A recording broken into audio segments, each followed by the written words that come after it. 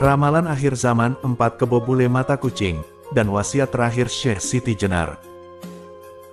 Salah satu versi sejarah menyebutkan bahwa Syekh Siti Jenar berasal dari Baghdad dan datang ke Jawa lalu menetap di Pengging, Jawa Timur. Di sana Syekh Siti Jenar mengajarkan ilmu agama kepada Ki Ageng Pengging, Kebo Kenomo, dan masyarakat. Tetapi para wali Jawa Dwipa, Wali Songo tidak menyetujui aliran keberagamaannya. Oleh karena itulah dalam salah satu versi sejarah, Syekh Siti Jenar konon dihukum mati tahun 1506 M, dan dimakamkan di Anggaraksa alias Draksan, Cirebon sekarang ini. Sebelum wafat, Syekh Siti Jenar sempat berpesan kepada para dewan wali Songo, kelak pada suatu zaman akhir, kalau ada kebo bule mata kucing orang Belanda naik dari laut, itulah tandanya musibah kepada anak cucu Anda, katanya. Pesan dan ramalan itu ternyata benar, karena kenyataannya Belanda memang menjajah Indonesia dan banyak menyengsarakan rakyat Indonesia. Tak dapat dipungkiri bahwa gerakan Syekh Siti Jenar mempunyai efek khusus yang kita anggap sebagai geger di antara para pemuka agama Islam pada abad ke-16 M. Karena lambat laun ketika itu banyak orang-orang yang mengaji tasawuf atau ilmu hakiki. Salah satunya ilmu perihal bedanya antara Kawula dan Gusti, juga tunggalnya Kawula dan Gusti atau manunggaling Kawula Gusti. Seperti yang dipahami sebagian orang selama ini, ada hal kontroversial yang sampai saat ini tetap menjadi bahan pembahasan yang seolah tak pernah berakhir dan menghasilkan kesimpulan tak terbantah. Yakni misteri kematian Syekh Siti Jenar yang tetap menjadi misteri, tak lain karena begitu banyaknya ragam dan versi. Salah satunya adalah versi mati hidup berulang kali sebelum berakhir jasadnya mengecil sebesar kuncup bunga melati.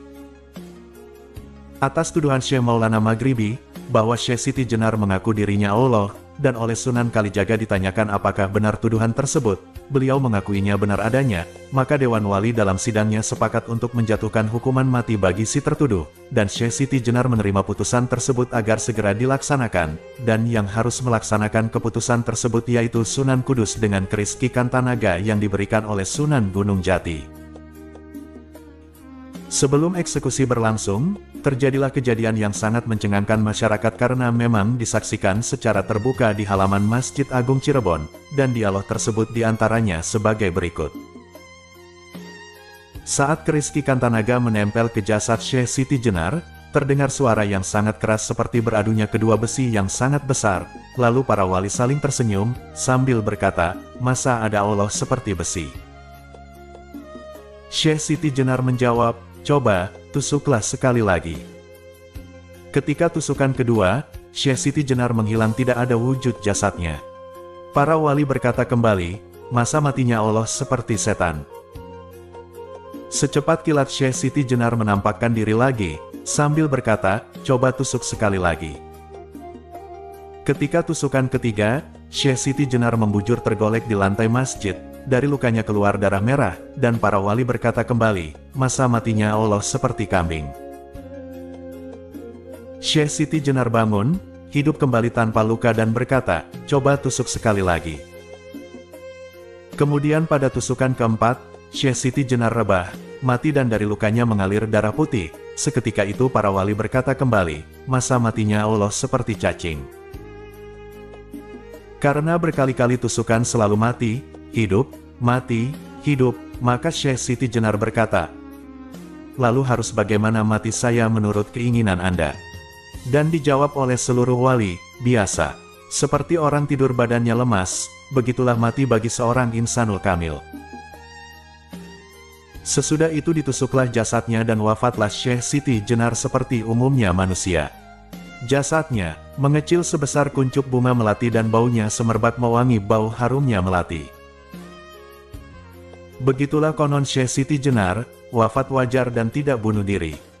Terlepas dari kontroversi terkait jalan kematian Syekh Siti Jenar, ada beberapa hal yang ada baiknya kita renungkan secara mendalam. Yakni pesan dan wasiat terakhirnya sebelum benar-benar menghadap kepada Tuhan, sebagaimana terekam dalam sebagian buku sejarah dalam untaian kalimat-kalimat panjang berikut ini. Hidup itu bersifat baru, dilengkapi panca indera, sebagai barang pinjaman. Bila diminta pemiliknya kembali, menjadi tanah dan membusuk, hancur dan bersifat najis. Karena sifatnya itu, panca indera tak dapat dipakai sebagai pedoman. Budi, pikiran, angan-angan, kesadaran. Satu wujud dengan akal, bisa menjadi gila, sedih, bingung. Lupa tidur dan sering tak jujur, ajak dengki terhadap sesama. Tut kebahagiaan sendiri, timbulkan jahat dan sombong. Manusia yang hakiki, adalah wujud hak, kemandirian dan kodrat. Berdiri dengan sendirinya, sukma menjelma sebagai hamba. Hamba menjelma pada sukma, napas sirna menuju ketiadaan. Badan kembali sebagai tanah. Adanya kehidupan itu karena pribadi, ditetapkan oleh pribadi. Ditetapkan oleh kehendak nyata, hidup tanpa sukma. Tiada merasakan sakit atau lelah, suka duka pun musnah. Berdiri sendiri menurut karsanya, hidup sesuai kehendaknya.